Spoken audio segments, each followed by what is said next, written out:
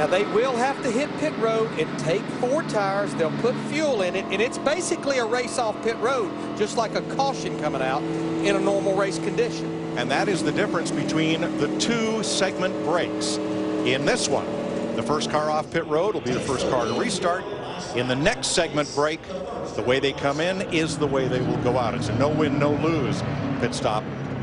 But that comes later. Tony Stewart, Dale Earnhardt was a master at these short sprint races like this because he was so aggressive. Tony Stewart runs a lot of 30-lap features in his sprint car and in his midgets.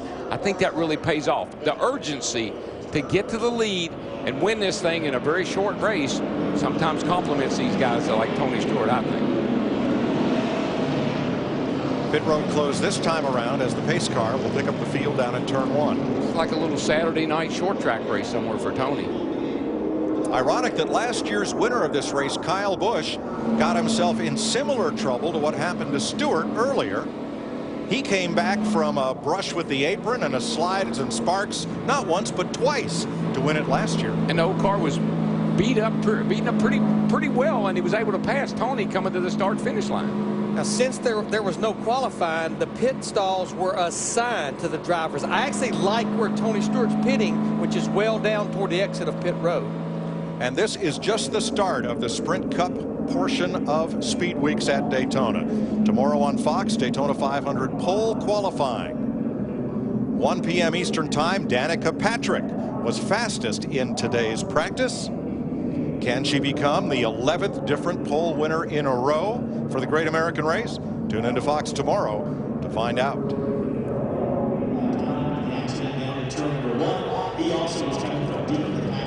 The fans voted at NASCAR.com and on their smartphones for a 4-tire mandatory pit stop during this break. And you know, we talked about all the work that these teams have done to build these race cars.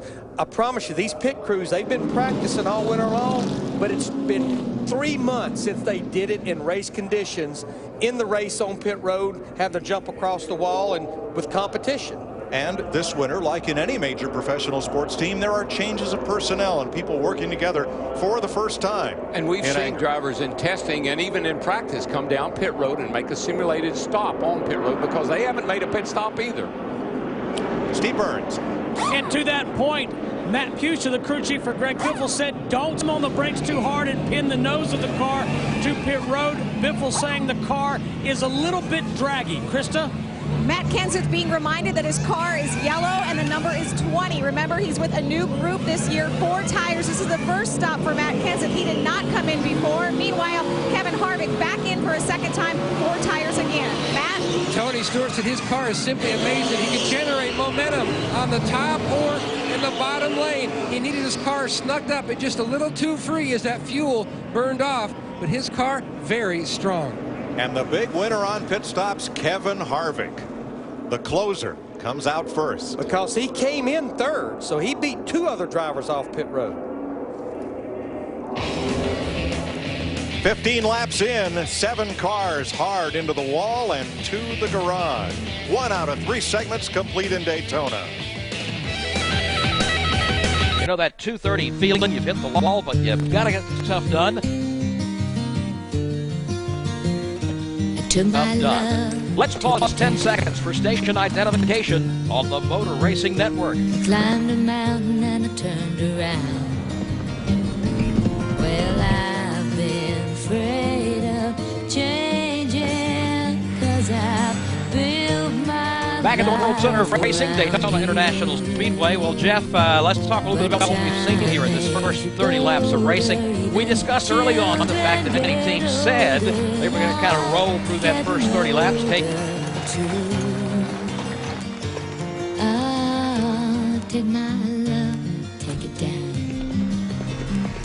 And if you see my reflection in the snow-covered hills, well, a landslide.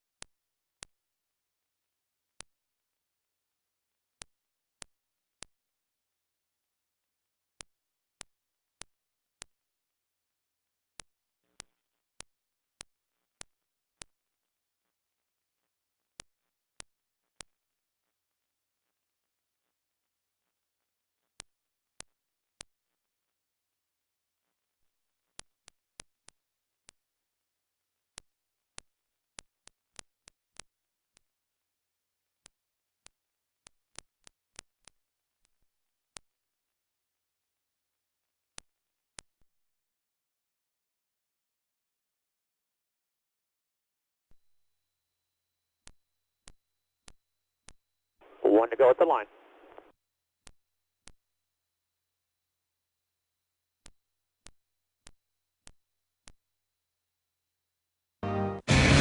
The Daytona 500 next Sunday on Fox. Sprint Unlimited is sponsored by Budweiser. Great times are waiting. Grab some buds. We welcome you back live to Daytona. 2 segments to go. The fan voting, and thanks for getting involved here. Remember, you can vote on a couple of things, as you have already. We asked you about the elimination, and you voted not to eliminate anybody, although you heard Denny Hamlin at the end of the segment already joke about the 7 cars involved in the wreck that we've done our own eliminating. Still one more thing to vote on your Sprint phone, or however you can vote. Go to NASCAR.com/Sprint Unlimited, and that is the fire suit for Miss Sprint Cup.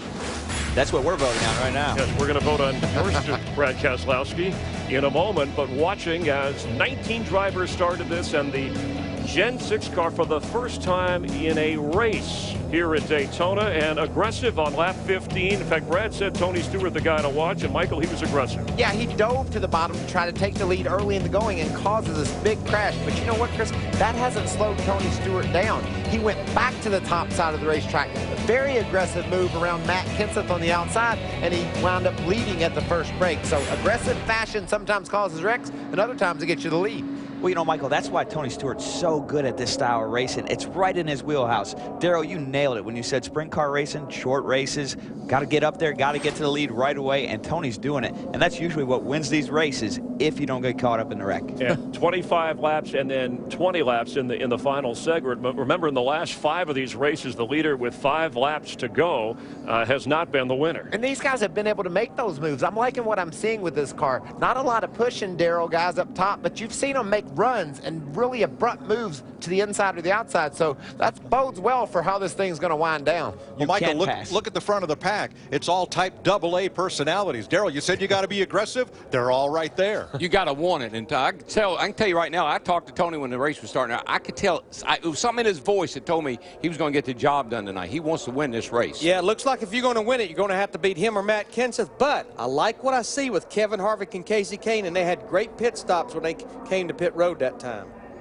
I like Kenseth's car. He's been able to put it high, put it low, and put it back to the front without help. Segment 2, 25 laps. Green laps, caution laps, all count. Then we'll get to the final segment of 20 laps. So we're at the midterm segment right now. Green flag, and Greg Biffle on the outside pushes Kevin Harvick's number 29 to the lead.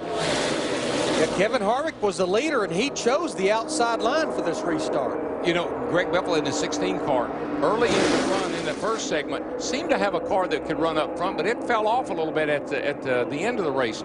Maybe they made some good adjustments with tires, and Biffle can be a play. Look at Harvick all by his lonesome. Can he clear Stewart? No. Tony comes back on the bottom with a little drafting help from Casey Kane in the 5. Didn't go below the yellow line. He just went on the yellow line. I think that's acceptable.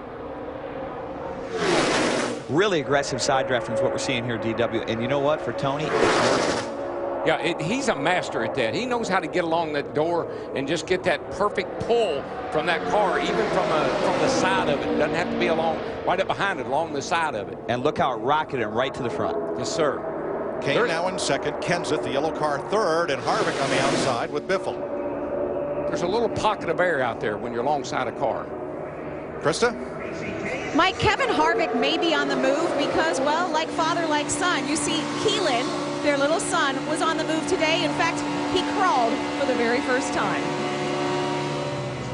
Well, his dad is doing a little bit more than crawling right now. He's up there running. Yeah, got to put Keelan in the driver's seat during pre-race ceremonies, maybe for a little luck here. I think Harvick is determined for Keelan to be a driver. They had put him in everything in the world ever since he was 3 months old. Got his own little race car. That group behind Kevin Harvick in the 29, they keep trying to get to him to push him, but it's almost like right there when they turn off in the corner, Darrell, that's where Tony Stewart really seems to pull away in that 14. He's got some good corner speed, but that 29 is not a slouch either. He's pretty good down this back chute. Watch him.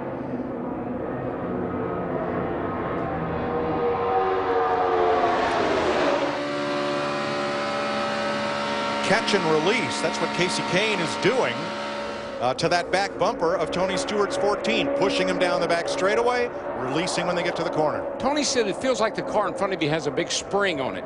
Sometime you'll get up there and it'll spring the car in the front forward, and sometime it'll spring your car back. Tony Stewart's a smart guy when it comes to drafting at Daytona. He's won 18 races here.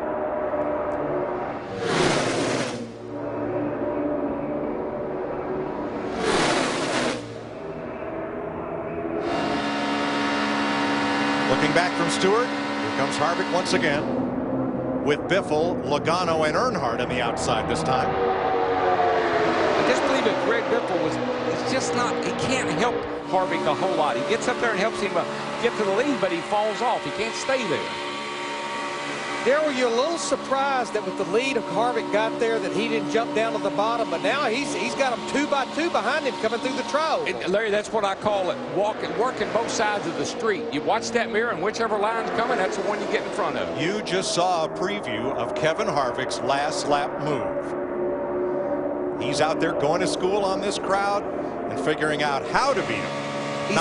He's building his notebook. Yes, he is. Well, all I can tell you is a bunch of hungry hounds behind him. Steve.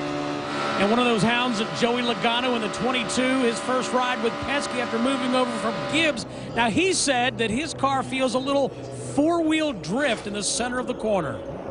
That's not comfortable. Matt?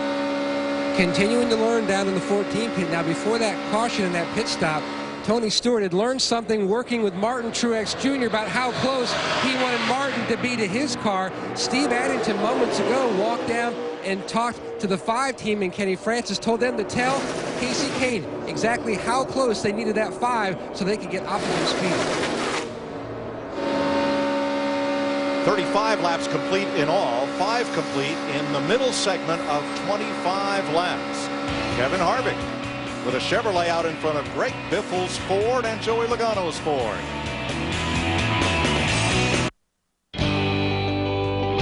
You build a reputation by not breaking down.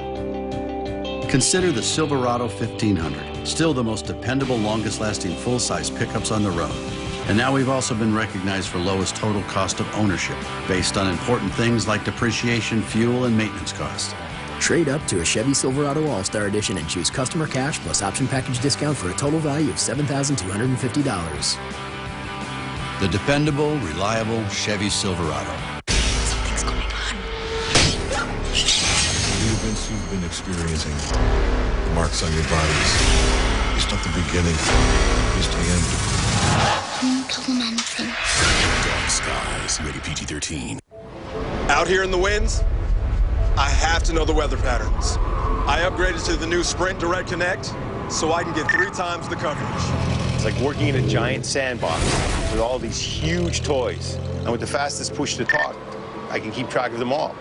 Upgrade to the new Done. With access to the fastest push to talk and 3 times the coverage. Now when you buy 1 Kyocera Dura XT rugged phone for $69.99, you'll get 4 free. Other offers available. Visit a Sprint store or call 855-8784-BIZ.